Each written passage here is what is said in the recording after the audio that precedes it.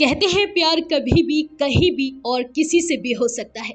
इसमें उम्र की कोई सीमा नहीं होती। लेकिन क्या हो जब कोई दादी की उम्र की महिला को पोते की उम्र के लड़के से इश्क हो जाए। सुनने में आपको ये अटपटा जरूर लग रहा होगा, लेकिन ऐसा सच में देखने को मिला उत्तर प्रदेश के अंबेडकर नगर में। यहाँ 4 बच्चों की 52 साल की महिला को इश्क तो हुआ, लेकिन 25 साल के युवक से, जो कि रिश्ते में उसका पोता लगता है। पोते के इश्क के खुमार में डूबी महिला पति और बच्चों को छोड़कर अपने प्रेमी पोते के साथ फरार हो गई और फिर दोनों ने मंदिर में शादी भी रचा ली। महिला की ये तीसरी शादी है। जानकारी के मुताबिक 10 दिन पहले बसखारी थाना क्षेत्र के प्रतापपुर बलवरिया दलित बस्ती में रहने वाली 4 बच्चों की मां गांव के ही रिश्ते में लगने वाले अपने पोते के साथ फरार हो गई और दोनों ने गोविंद साहब मंदिर में जाकर शादी रचा ली।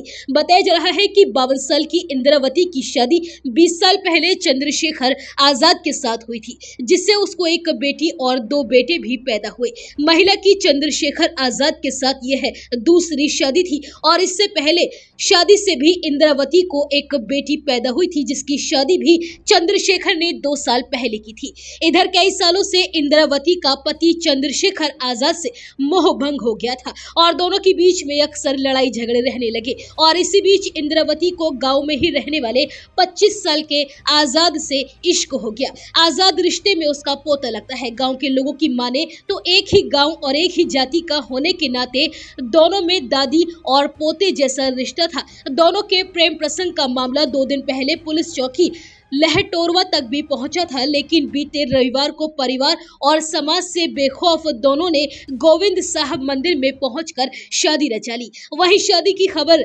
लगने पर दोनों के परिवार व दलित बस्ती के लोगों ने दोनों का बाइकआउट करने का फैसला किया है। फरार होने वाली महिला इंद्रावती के पति चंद्रशेखर आजाद का आरोप है कि वह रोजी रोटी के लिए दूसरे शहर में रहता था और इसी बीच उसकी पत्नी का संबंध घर के बगल के ही आजाद के साथ हो गया। जब वह घर लौट कर आया तो उसे पत्नी के अफेयर के बारे में पता चला। चंद्रशेखर का कहना है कि मेरी पत्नी और उसका प्रेमी मिलकर हम लोगों को जान से मारने का भी प्लान बना रहे थे। मुझे और तीनों बच्चों को जहर देकर मारने की उनकी साजिश थी, लेकिन मुझे इसके बारे में पता चल गया और इस वजह से हम लोगों की जान बच गई। चंद्रशेखर का अब कहना है कि पत्नी इंद्रावती की करतूत से मेरी पूरे गांव और कुनबे में बदनामी हो चुकी है। अब वो मेरे लिए मर गई है। अब मैं उसकी जीते जी तेहरवी करूंगा, सिर मुंडवाऊंगा और उसका पिंडदान भी करूंगा। अब मेरा और मेरे परिवार का उससे कोई भी लेना देना नहीं है। वहीं दादी और पोते के ये इश्क और शादी की चर्चा अब पूरे गांव में हो रही है।